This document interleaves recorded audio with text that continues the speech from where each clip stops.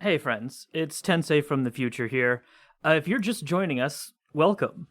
I did want to pop in at the beginning here to say that the first few episodes of Bard Rock Cafe have some new podcast quality issues with the audio.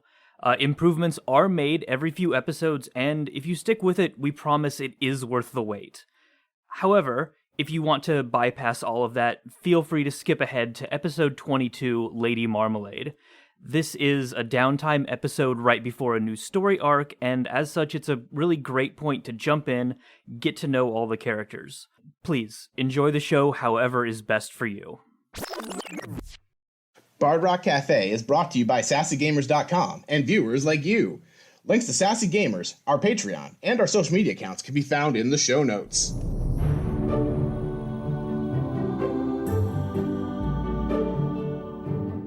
Alright, so everyone, you all find yourselves in the Bard Rock Cafe. Everybody, go ahead and introduce which character you are playing. Alright, I'm playing Brock Song. And what is Brock Song doing today? I'm up on the stage. As the audience joins us, they see Brock on stage and he says, "Hello, welcome to the Bard Rock Cafe. I'm Brock Song, the proprietor and your entertainment this evening." Alright. Steffi, you play Epi. What is Epi doing at the Bard Rock Cafe right now? Okay. Well, Epi is here to see his fence again. Because thankfully, when a certain bard is up on stage giving his performance, nobody's paying too much attention to the tiefling in the corner trying to shovel some diamonds across the... Very, very subtly trying to shove some diamonds over. Okay. And Khadijah. Rook. She's bored. She's got some off time right now between jobs. She is kind of resting, put her feet up on a table towards the perimeter of the cafe, and she's throwing one of her daggers mindlessly in the air and watching it fall into her hand over and over. Alright. As you're all going about your daily business, you hear a commotion outside. You hear people shouting. What are they shouting? You can't make it out. You get the sense that it's kind of a curious, kind of awe-struck sound that gradually transitions to panicked yelling. Alright, so the first thing I do is I stop playing the rocking flute solo I've been playing this whole time so we can hear what's going on. Even Rook's ears prick up, but she doesn't move. Okay. Epi slips his little bag of goods back into his pocket, just in case the commotion is, just 'cause, little jumpy. Kind of looks towards the window. Is there anything you can see? So Epi looks out the window. You are meeting with Felix the Fence right now. So you are actually in the second floor back room. So you have a pretty good view of what's going on outside. What you see is a bunch of guards running around. They're all looking up. And you see people running away from the Bard Rock Cafe. Oh, I gotta look up and see. Okay. You look up. You can't quite see from this vantage point. You do see what seems to be a strange cloud structure in the sky. I turn to Felix and I'm like, "So, tell me something. Do you know why everybody's freaking out outside?" Felix kind of peeks out and he says, that does not bode well. We should probably..." And in the middle of his statement, one of the City Watch bursts through the front door and he says, "Everybody out! Everybody needs to get out right now! Go, go, go!" Rook jumps to her feet. So Brock actually starts going around. He's got a captain, goes down with the ship mentality. He's trying to help everybody else get out before he exits himself. So he's like trying to point people at tables and say, you go out, then you, and then you, to try and get them organized so they don't trample each other. Rook squeezes her tiny frame between people and pushes herself out the front door. Okay. Epi, you would hear this. I think it's time to grab the fence and make our way out the door. I'm gonna look at him. Hey, quick question. Is the front door the only way out of here, or is there like a is there maybe a different way?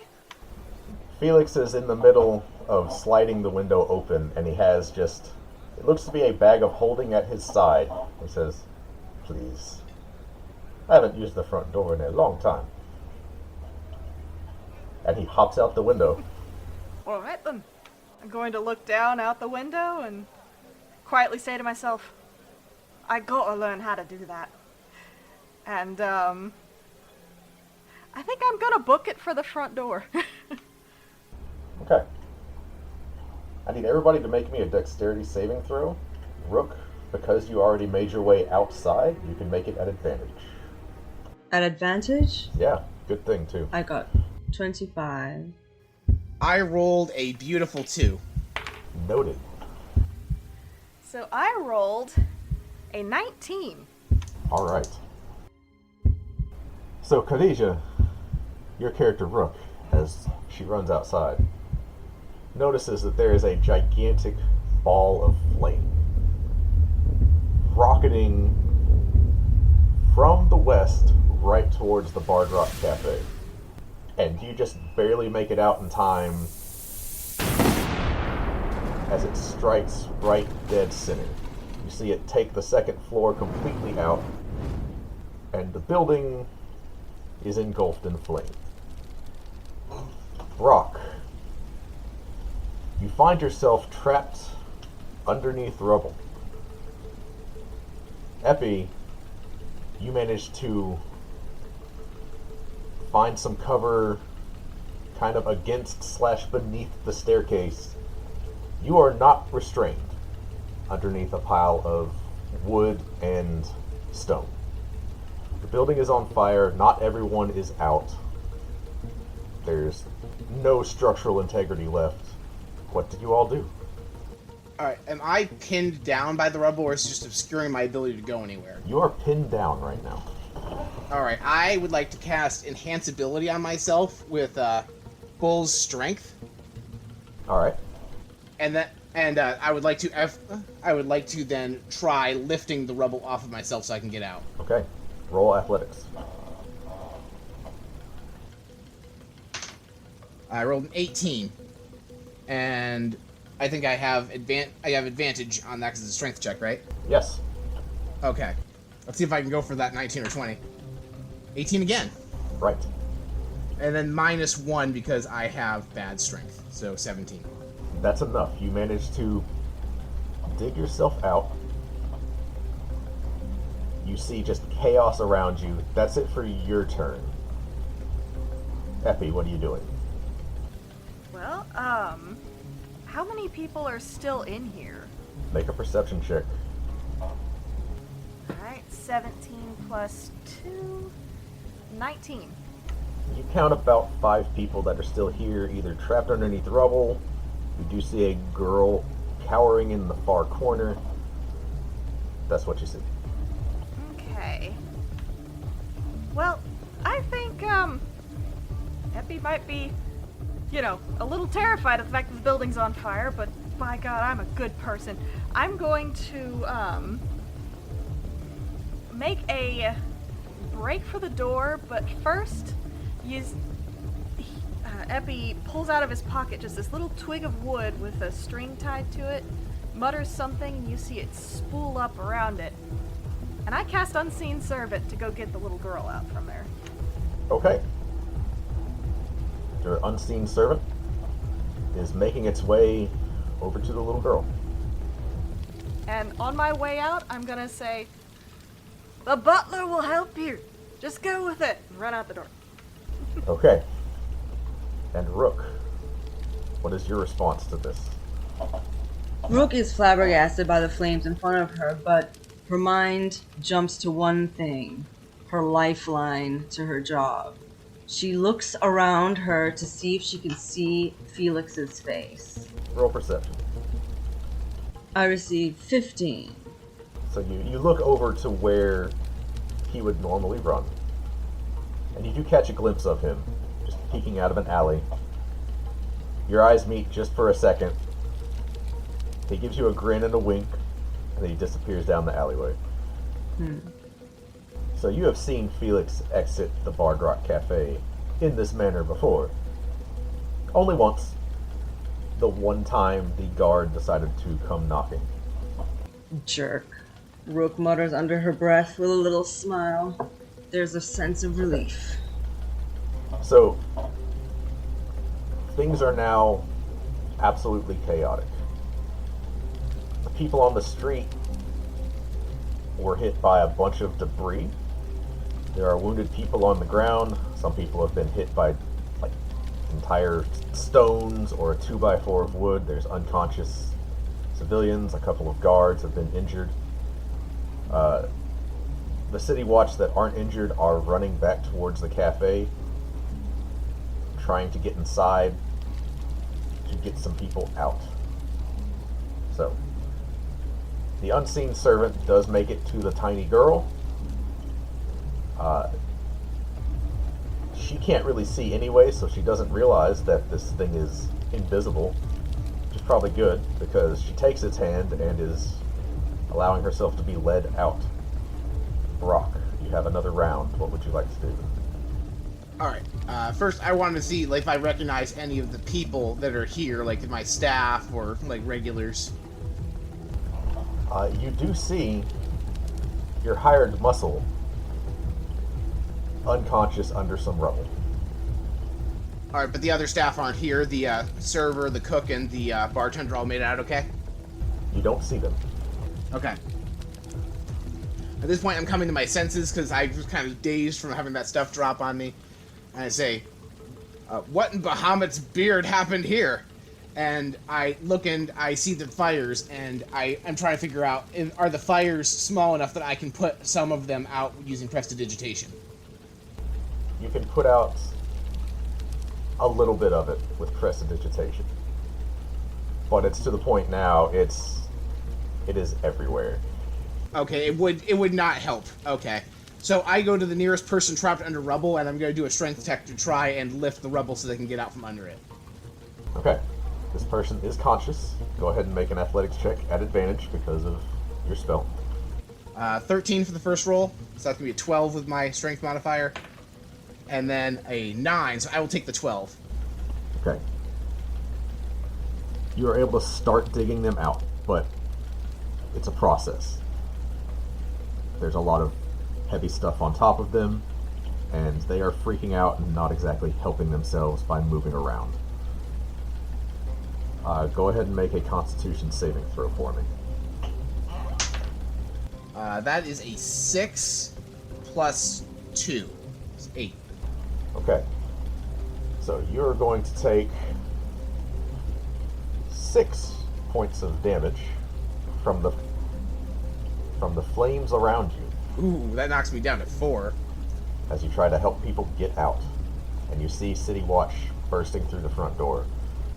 Alright, and then can I just, as a free action, just yell help and to try and get someone to come over and help me lift this rubble? Yes. Help! People are trapped! So Rook and Epi, you both hear that. Epi, what are you doing? Well, I am, I'm not well known for my, rippling muscles, let's just put it that way. So,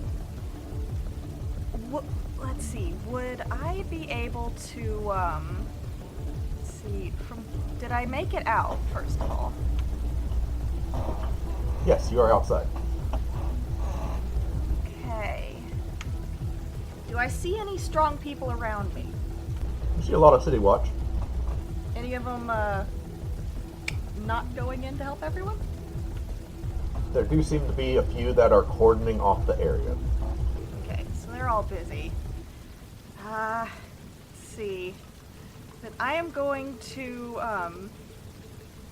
I'll run back in, and from where I'm at, am I able to, so basically what do I see when I peek my head back in?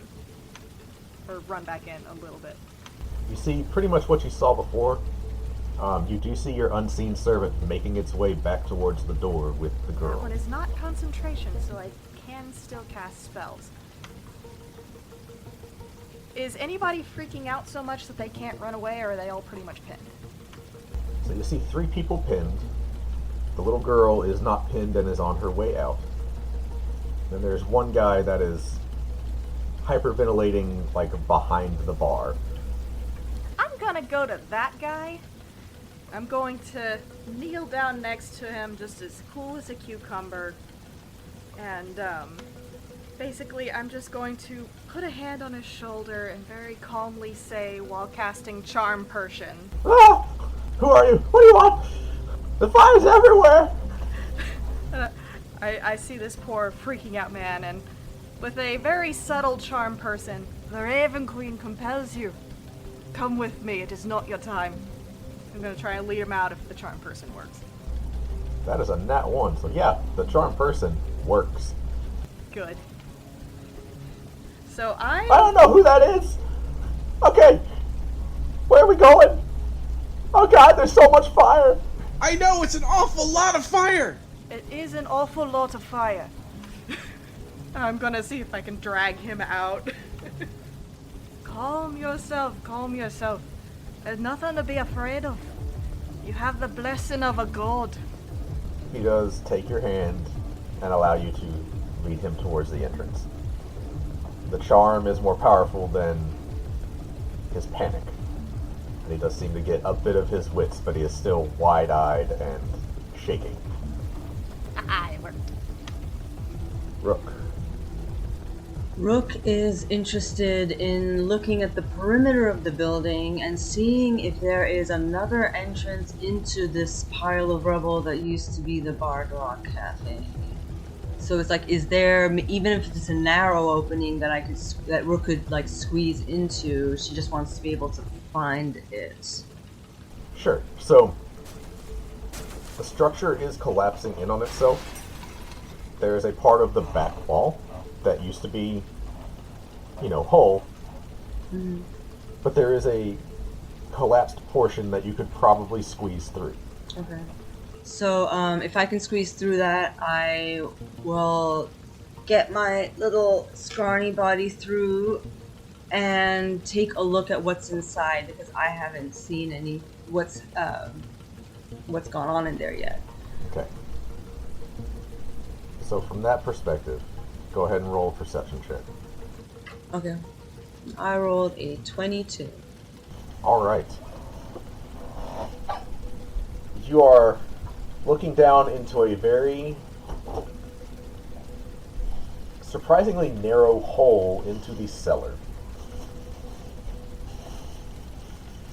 And between the plumes of smoke that are coming up everywhere, you catch a glimpse of what appears to be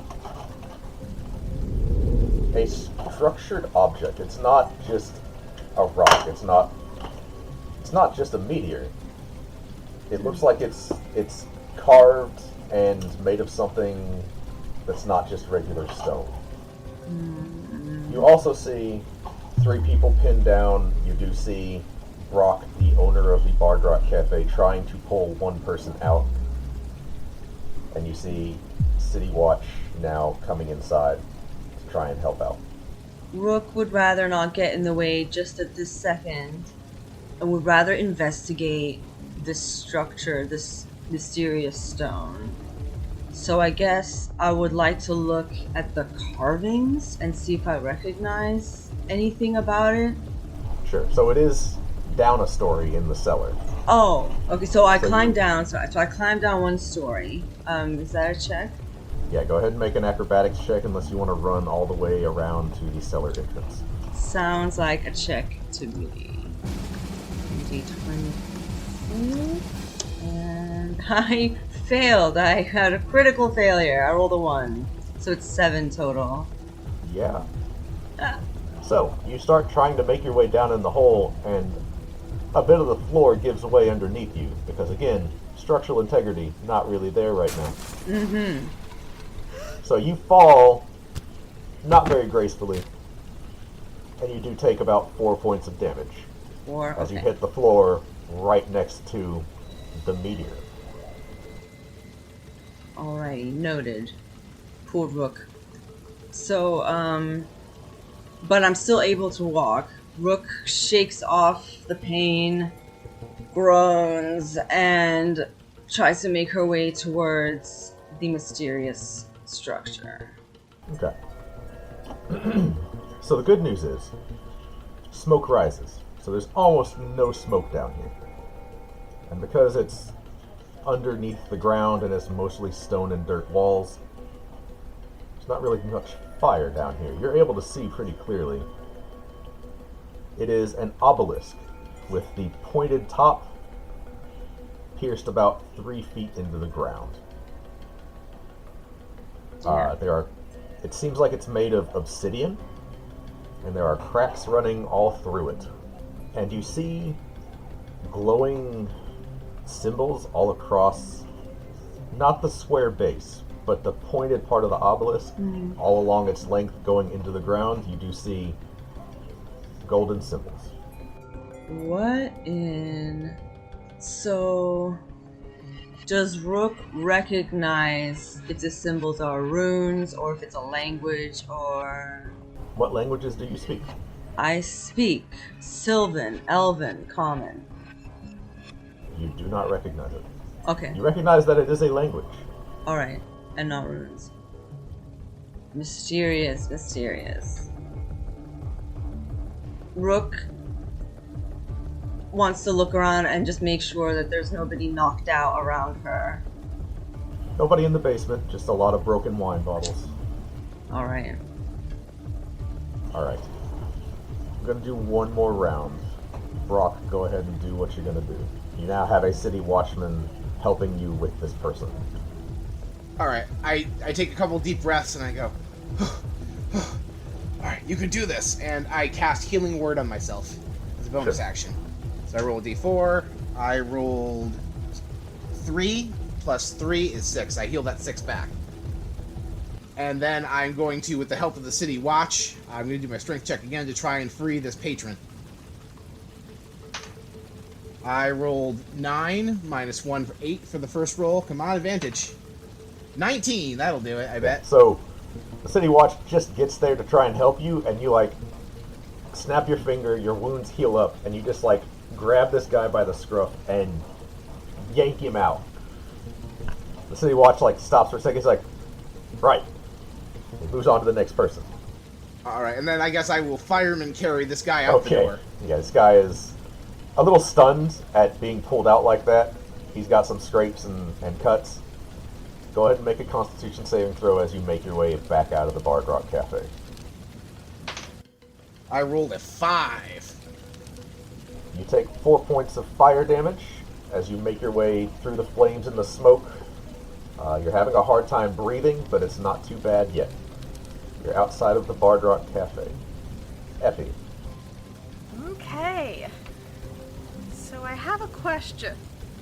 Would I be able to either put out some flames or reinforce the structure by freezing it over? You can certainly try. Okay. So with the guy successfully walking out and my unseen servant getting the girl to leave, obscured slightly by the smoke, Epi pulls just something with a glint in it out of his pocket. It seems to crumble in his hand, and he just holds his fist up to his face and blows through it. And you just watch as ice comes out in like this sphere and smashes into the area that looks either the most on fire or the most likely to fall down, trying to freeze it over. I am casting Chromatic Orb. Okay, cool. So, the way you cast it, because you are kind of over by the bar, you angle it diagonally so that it covers the most ground possible. And you kind of disperse a lot of the smoke for a moment, and you put out a nice clear path of fire down the center of the Bard Rock Cafe.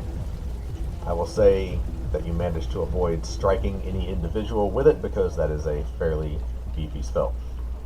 You have created a little safer environment. The Bard Rock Cafe is still on fire. Is there anything else you would like to do with your round? And I would like to call out into the crowd. There's still some people in here. I've got the structure up just a little bit. We need your help if you can. Okay. Go ahead and make a con save as you are still inside the smoky and on fire building. Okay. Catch-up dice, don't fail me now.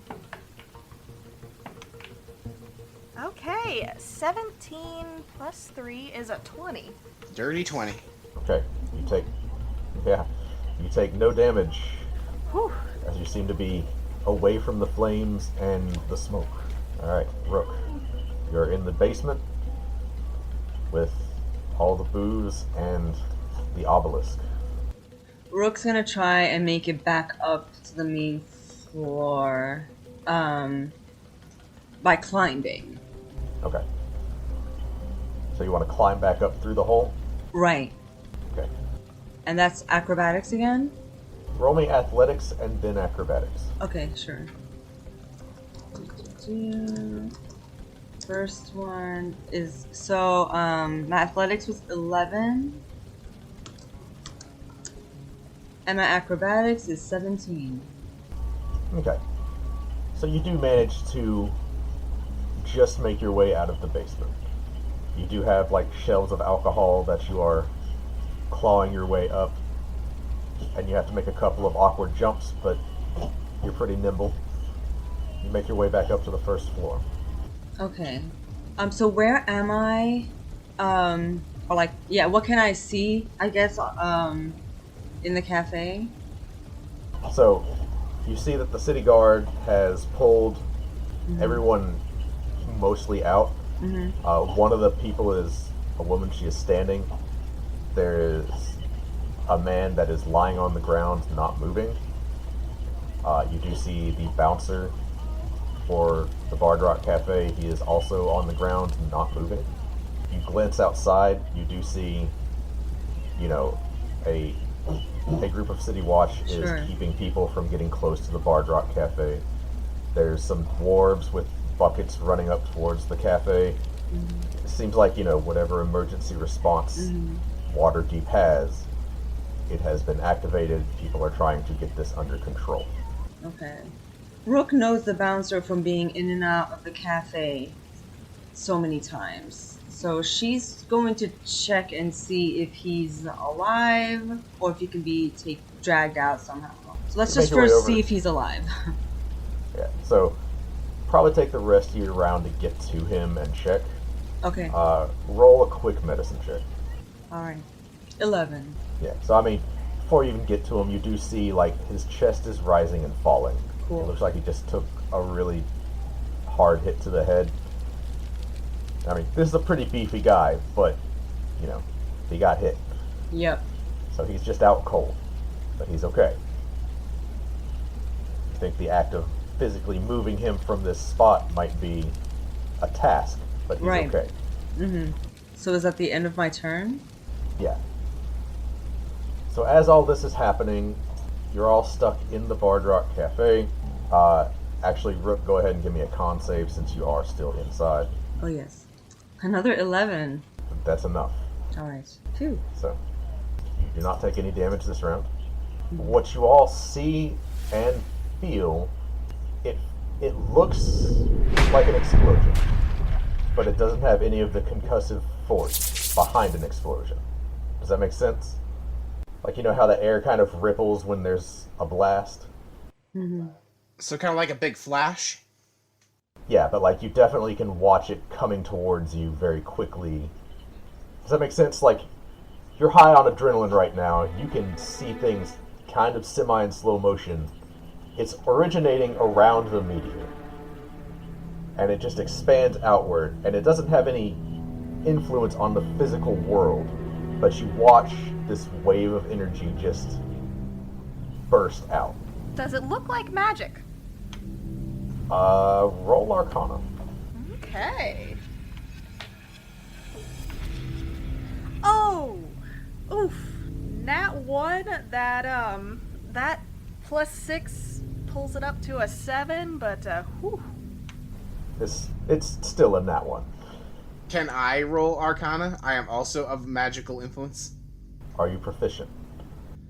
In Arcana... No. Yeah, go ahead and roll. I rolled a 15 plus 0. 15. Okay.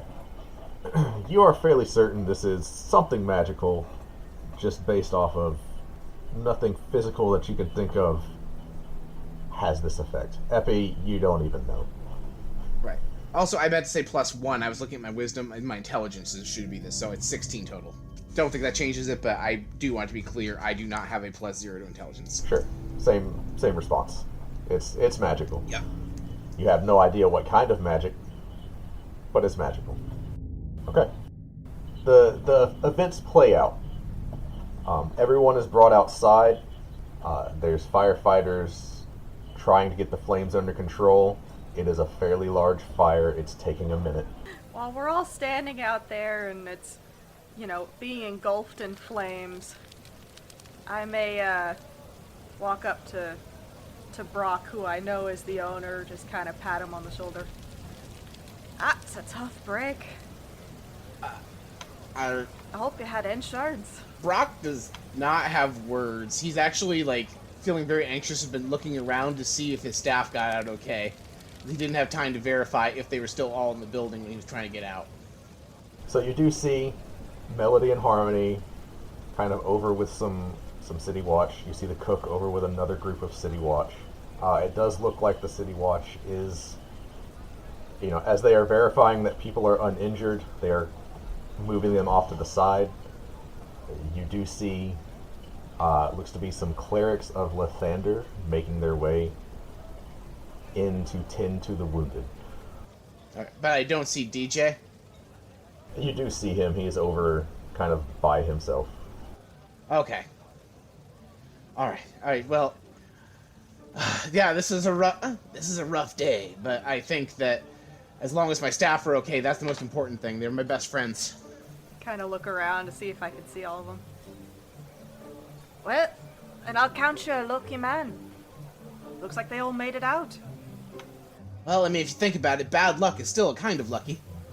You're a very positive person.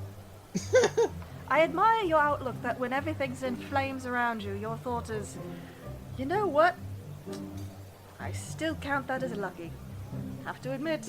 It's a very, suppose I could call it bright. In, second definition. Epi specifically. Yeah. Roll me perception. Oh boy. Oh, wow. Okay, so that was my first nat 20. Nay. With, +2. Okay. So you see everything. Alright. So here's what you see. You are watching the clerics get to work, which you've seen before. Clerics healing people is not an uncommon sight. It's a little different because this is a crisis situation, but it's not working. You see them going through the motions to cast their spells, and their spells aren't working. Oh. And you see as one of the people that was down seems to have passed away, and the clerics aren't able to do anything. And there is a growing commotion as they start talking to each other. With a nat 20, you're able to hear that none of them are able to cast any of their spells. Oh, no, that's not... excuse me just a moment. And I'm going to run over there to this recently deceased person. I'm sorry, I couldn't help but overhear. Here, allow me. Do you have the necessary components? I can probably try casting Revivify. I'm sure it's fine. One of the clerics is like, we've tried that, it's not working. Go ahead, try here. And he immediately hands over some diamonds. Thank you for your generosity. Just a moment. I will pray to the Raven Queen, and I take out my book and open it up to a page with lots of inscriptions on it. And if you guys are looking, what you see is essentially Epi holds one of the diamonds up in his hand and sets another 300 gold diamond onto the book, and you can see him muttering what looks to be a prayer as, you know, the ink on the page starts to sort of broil up. Actually, it starts smoking, and you see the diamond that's on the page, it starts to glow and then cracks a little bit. And the diamond in his hand, glows a little bit, I guess. And so he crosses his arms in front of him, tucks his hands into his very long sleeves, and the diamond and all of its glowing glory just tucks away into it too. Smoke billows up from this book in front of him, and he just leans forward and blows. And you watch as this smoke wafts over this dead person and seeps in, and their eyes open. He gasps and he comes like, where am I? What's going on? Well? And the clerics are all, wonderful. Oh, he's back. He's back. I nod. With the blessings of the Raven Queen. It is not your time, good sir. Welcome back to Waterdeep. So, there's no real time for any celebration. The clerics kind of clap you on the shoulder and, go back to tending to the wounded just with healer's kits and healing potions. This man is alive. Rook, You're seeing all this. You have been accosted by one of the City Watch and are being shuffled over to one of the groups of survivors. So Rook is just being herded in front of the cafe. Yeah, so Okay. anybody that's not down and in need of immediate treatment is being basically grouped together with the rest of the survivors. Okay. Do I see this? Yeah, and before long, you and Epi are also taken that way. Okay.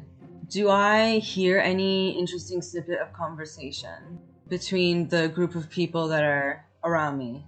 Everybody seems very confused about what's happening.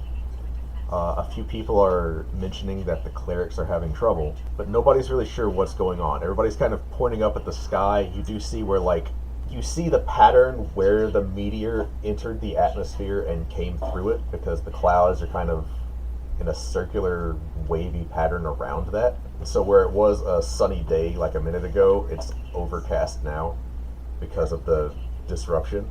And everybody's just very traumatized, confused. That's what you hear. Okay. So, and I have heard about the healers not being able to heal. Yes. So I'm curious about that. I find that very interesting. So I want to try and sneak away from the group and kind of get towards them. Actually, I think I can help you out with this, actually. Okay. So, when I see them trying to shuffle you off, I say, excuse me, I think I can help with the healing. I actually have some healing magic, but my staff, and if I could actually have them stay and help me, and her as well. She's with me.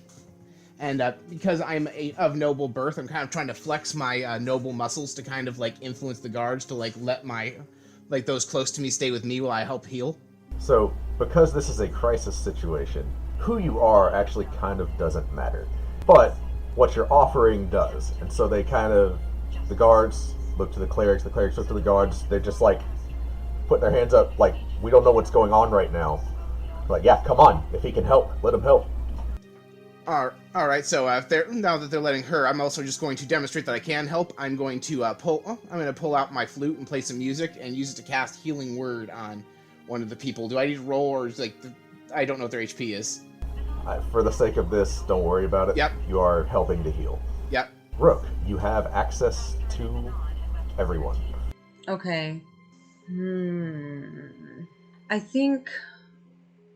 Is there any member of the clergy or the clerics that looks like they're higher ranking than the rest? Oh, sure. There is a head cleric that is kind of supervising where everyone's going and looking very distraught. Okay, I'm going to approach the head cleric. I'm going to say, excuse me, quick word. Yes. Hello. How can I help? It's more like, I'm not sure if it helps, but I went inside I saw what crashed into the cafe. I don't recognize what it is, though. Maybe you religious types would understand. It's in the basement. Okay, what crashed? It was a meteor. Yes? No. It's an obelisk. Doesn't look like a meteor at all to me. An obelisk. Right. And it's got some, I don't know what, written on it. She shrugs. Thought it would help. So you feel a hand on your shoulder, and you turn around and you have no idea when this woman got here. But you do recognize her.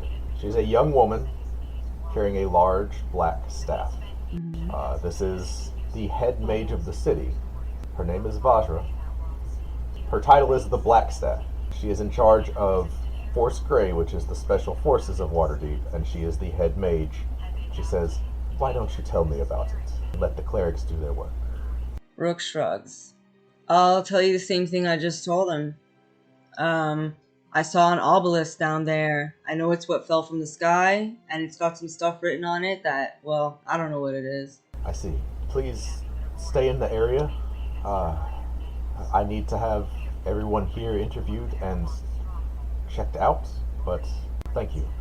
She kind of motions for you to join Brock and Epi and everybody that's helping out, and she looks like turns to take in the Bard Rock Cafe. Am I able to pull my cloak hood over so that, my face is at least slightly obscured? Sure. Cool. Rook makes her way over, and that's it. Alright, so clerics are not able to do anything at all. Rook, you do notice as very smoothly Felix is making his way into the crowd from another alleyway. Completely different outfit from what he had on before. His hairstyle is now slicked back instead of kind of bedhead looking. He just almost doesn't look like the same person. Makes his way into the crowd that is the survivors. It seems to be just hanging out there. And you all see the Black Staff slam the Black Staff into the ground and the flames extinguish. That is so cool. Epi cannot help but stare. I can approach her and say, I don't suppose you can, fix that while you're at it, can you? That's going to take a bit more work, I'm afraid. Yeah, that's what I was afraid of. I thought it couldn't hurt to ask. Thanks. And I go back to healing. Okay, so as the events unfold, you're all one by one taken to the side by one of the magisters and asked for your account of the events. Brock, do you give, what do you tell them? Is there anything you withhold from them? Alright, well, you see, I was actually in the middle of one of my best flute solos when it happened, and I stopped because I heard the commotion outside. And the next thing I knew, there was, something came crashing through the ceiling, and I was buried in rubble, and everything else from there was just a mess. You see, the Magister is writing your account down. Says, okay. But I want the record to reflect it was a very good flute solo. Right. And he pauses and scritches a little bit on the paper, and you see him writing very tiny in the margins. Anything else? No, I'm sorry, that's all I remember. I just remember, and at that point there was fire and structural damage. Did everybody get out okay? Did there, I know that there was that one person my friend revived. Did everybody who was left when I got out, did they all get out okay? He kind of pauses and looks up to take an account. He says, "It seems most people are all right. Until we get a better handle on the situation, we won't know for sure." All right, and is there anything that the city can do to help me with the loss of my building or the repairs of my building? Did you have insurance through one of the guilds? Did I? You imagine you probably did. Oh, yes, I did. Then I would get in touch with the guild in charge of constructing your inn. All right, thank you. And he just moves on to the next person. If at all possible, while they're talking to everyone, would I be able to very subtly cast Alter Self so that my facial structure was a lot different, and maybe rather than my little hooves, I have actual feet and just little small details like that. You can certainly try. Would you like to roll a sleight of hand? And a stealth roll, for that matter? No, I don't think I could get away with that. You might. I might. Aren't they gonna recognize you as the miracle healer, Yeah. But Yeah, so there are eyes on you right now. Okay. You would know that. In the middle of a crisis where no other cleric was able to successfully heal or revive someone, you brought someone back from the dead. okay. Then I'm just gonna swallow hard and be like, okay, this is fine. So one of the magisters makes their way over to you. Are you the one who raised that man from the dead? With the blessings of the Raven Queen, anything is possible. And I still have my hood up. I am here to record your telling of these events. And he takes out a very large feather quill and a very large book. He seems to be waiting on you. Of course. I would be happy to recount my tale. So I had been here, of course, when the meteor hit. I was upstairs. I was looking out over the crowd, and well, everyone seemed a little panicked. I looked up, and sure enough, saw what was happening. Made a break for it downstairs. I managed to duck underneath the stairs that are currently not there anymore. Did my good duty trying to help people get out. I helped a young lady make her way out, and then I came back, and there was a young man. He was just terrified, hiding beneath the bar, and I with the blessing of the Raven Queen, helped him outside. He was a little panicked. And after that, I stopped the spread of the fire by icing over the roof a little. And after that, I was lending my assistance as an acolyte of the Raven Queen. I am able to help stabilize some of these that are more injured. And he writes down everything he says, like, anything else? If it's all possible, let me know if I can lend my assistance anywhere else. Thank you. And he just moves on to the next person. Epi lets out a breath that he's been holding and just kind of shuffles off a little bit. Yeah, so the guy didn't seem very interested in you or anything. He seemed to be doing his job, and it was, while noteworthy, ultimately it was just another day of responding to some problem. Rook, what is your account that you give to the magister that comes up to you? I was sitting inside when I heard it coming and the guards screaming for us to get out. I got out, and that's what happened. Very well. It's pretty simple. Anything else? I looked inside. It's a mess in there. Yes, it is. Very well. Thank you for your testimony. Please remain with the group. And he moves on, and you see Felix over there giving his account. You know, that magister seems equally uninterested. And the day comes to a close. Vajra does come up to the survivors and asks if anybody needs somewhere to stay or if anybody needs further assistance.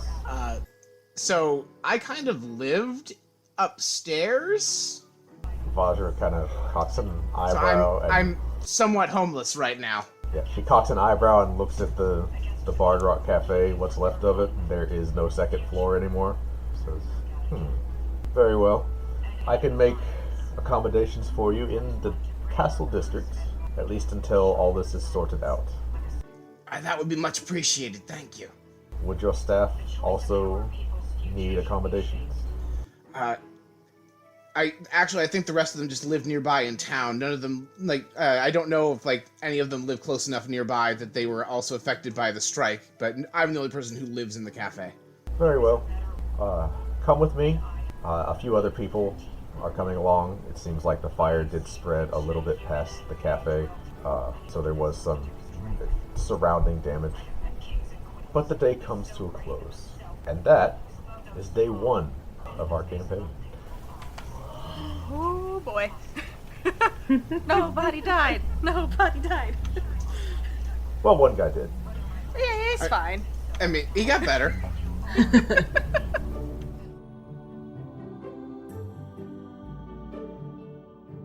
Thank you for listening to Bard Rock Cafe. You can find more episodes on sassygamers.com. Have you considered becoming a patron? You can get wild rewards like access to our patrons-only Discord, tarot readings from Rook, and access to exclusive one-shot campaigns set in the Bard Rock universe, led by our DM, Kenny.